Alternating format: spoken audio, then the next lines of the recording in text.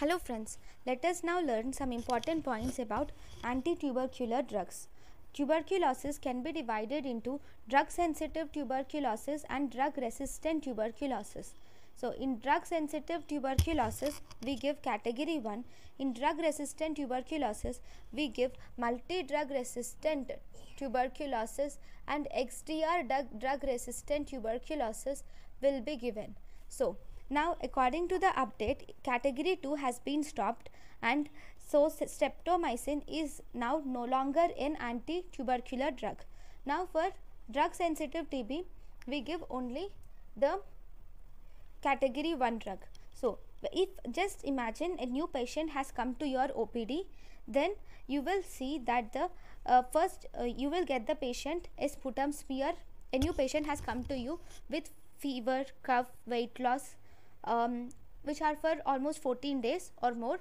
Then you will ask the patient to get a sputum smear, sputum for AFB, that is 2 samples, followed by and also chest x-ray. Now then once you have got the results, you will have to check whether the patient is a new patient or the patient has a history of tuberculosis in the past. In both the patients, once the tuberculosis is confirmed by sputum smear AFB or by chest x-ray, you will have to start first line ATT drugs, that is category 1 first line ATT drugs are started.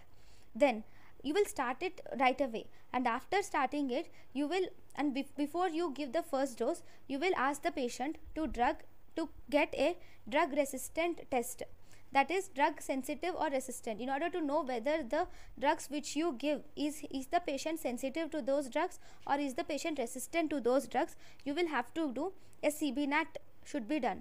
In CBNAT, if this CBNAT shows that it is a drug sensitivity positive, if the patient is positive, if the patient's drug sensitivity is positive, then you will have to continue same as category 1. If you come to know that the patient is drug resistant, then you will give MDR TB, that is multi drug resistant TB, to the TB regimen to the patient.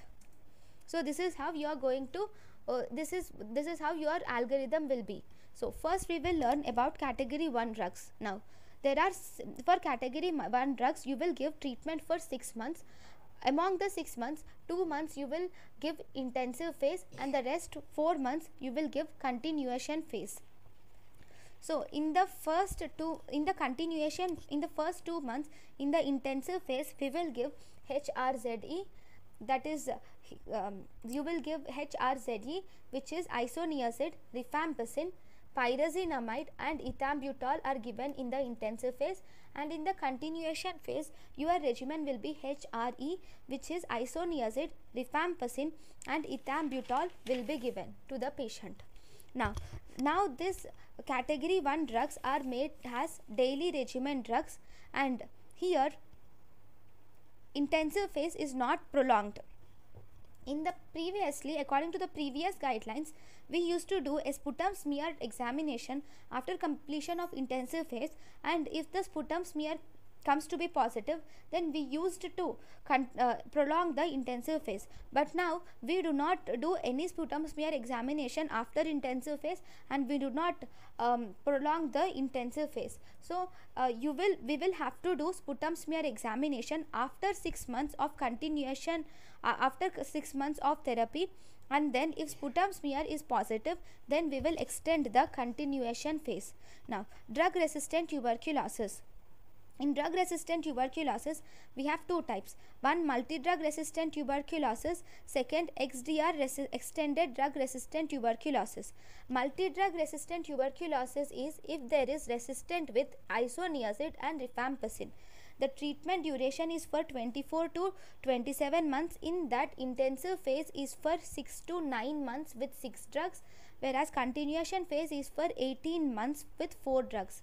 Intensive phase drugs include kanamycin, pyrazinamide, levofloxacin, ethambutol, kanamycin, pyrazinamide, levofloxacin, ethambutol, ethionamide and cycloserine. So these are intensive phase drugs. Continuation phase drugs are levofloxacin, ethambutol, ethionamide and cycloserine. are the continuation phase drugs. All these are also daily regimen. The fluoroquinolone, which is preferred in TB, that too in MDR TB, is levofloxacin. And if you see that the patient is only resistant to rifampicin and he is sensitive to isoniazid, then we call it as rifampicin resistant tuberculosis. Right? Now, what is the treatment of this rifampicin resistant tuberculosis? If the patient is rifampicin resistant tuberculosis, in this case, in the intensive phase, you will give the same drugs with isoniazid. So, in the intensive phase, you will give isoniazid along with kanamycin, pyrazinamide, L for levofloxacin, E for ethambutol, E for ethionamide, C for cycloserine. And in continuation phase, for 18 months, similarly, you will give levofloxacin, ethambutol, ethionamide and cycloserine. Only in intensive phase, you will add isoniazid to the already existing drugs. Then we have XDR TB.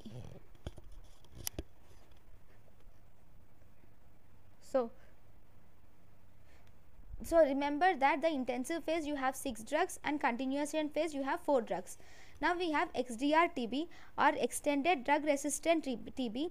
If the patient is on MDR TB and he is not responding to the MDR drug regimen even after 6 months, then we will have to always rule out XDR tuberculosis, that is XDR. We call it as XDR tuberculosis if there is resistant to isoniazid and rifampicin and also to any one fluoroquinolone and also to any one second line injectables like amikacin if the patient is resistant to amikacin, capreomycin or kanamycin. Second line injectables like amikacin, capreomycin and kanamycin. Now we have to learn about category 5. So for this XDR TB we give category 5 where the duration is for 24 to 30 months. You will give the treatment for 24 to 30 months. It also has intensive phase and continuation phase. Intensive phase for 6 to 12 months, continuation phase for 18 months. If at the end of 6 months, if sputum positive, then you will extend the therapy of intensive phase till 12 months for XDR TB. The drugs are given by the mnemonic CLAP MCI, which is capreomycin, linezolid, A for amoxiclav, that is amoxicillin and clavulanic acid, para-amino-salicylic acid, it is PAS, which is para-amino-salicylic acid only, it is para-amino-salicylic acid, moxifloxacin, M for moxifloxacin, C for clofazamine and I for INH isoniazid, which is high dose. Now, the most preferred fluoroquinolone in XDR TB, first in MDR TB it is levofloxacin, and in XDR TB, now if you remember the intensive phase we have moxifloxacin. So moxifloxacin is the most preferred fluoroquinolone in XDR TB, because here you can see moxifloxacin here. Now in continuation phase, this is LAP MCI, that is linezolid, amoxiclav, then para-amino-salicylic acid, M for moxifloxacin, C for clofazamine and I for INH. That is the same without capreomycin, that is continuation phase. This is for 18 months, that is 6 drugs are used. In intensive phase we use 7 drugs for 6 to 12 months, whereas in continuation phase we give 6 months for 18 months. Now XDR TB is also a daily drug regimen. Now we will learn about the drugs, individual drugs. First drug is isoniazid. Isoniazid or INH or H, abbreviated H. Mechanism of action: isoniazid is a prodrug in the presence of catalase peroxidase enzyme in the mycobacteria, that is CAT-G, encoded by CAT-G gene. This isoniazid gets converted to a reactive metabolite. This reactive metabolite is a covalent complex with acyl carrier protein, which is ACPM, and Cas-A. What is this Cas-A? Which is beta ketoacyl carrier protein synthase. See, in this what actually happens is isoniazid will combine with these acyl carrier protein ACPM and Cas-A, and they form a reactive metabolite. So this reactive metabolite will combine with NAD and it forms a INH-NAD. It can also combine with NADP and it forms INH-NADP. Now INH-NAD will inhibit INHA and Cas-A, and both these will inhibit the synthesis of mycolic acid, whereas INH-NADP will inhibit mycobacterial dihydrofolate synthase.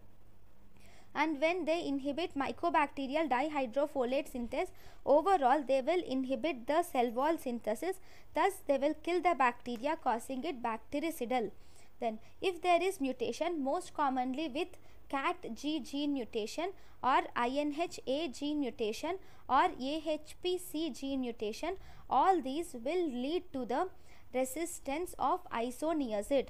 So if there is mutation of these genes, it will cause resistance.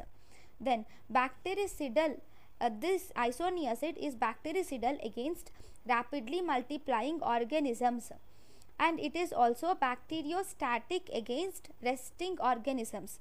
It is bactericidal against rapidly multiplying organisms and bacteriostatic against resting organisms. The organisms which it is bactericidal is Mycobacterium tuberculosis and Mycobacterium kansasi. It has action on both intracellular and extracellular mycobacteria. So if you see, this causes resistance, as I have already said. Now pharmacokinetics. Pharmacokinetics is, this is absorbed orally. The dose of isoniazid is 5 milligrams per kg per day, which is approximately 300 milligrams per day. Then if meninges are inflamed, it is 100% CSF concentration can be attained by isoniazid. Isoniazid penetrates all the body cavities. It penetrates all the body tissues, placenta, and also meninges. This isoniazid is metabolized in the liver by N-acetylation by NAT2.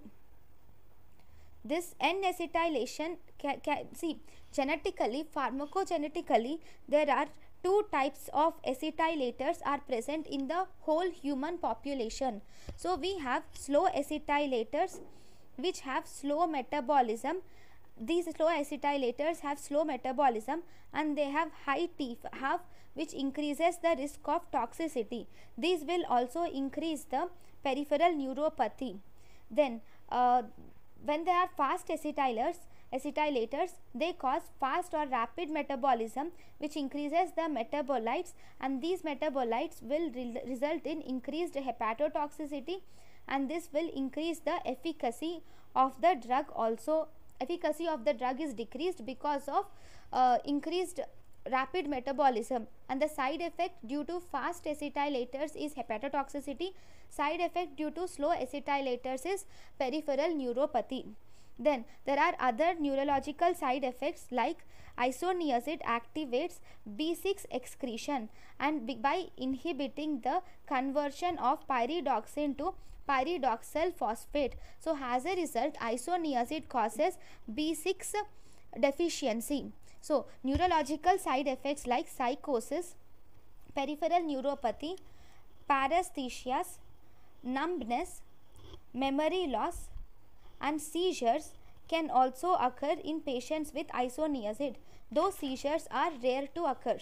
Then if we see the treatment of peripheral neuropathy, the peripheral neuropathy mainly occur due to vitamin B6 deficiency. So here we can give vitamin B6, that is 100 milligrams per day is given for prophylaxis.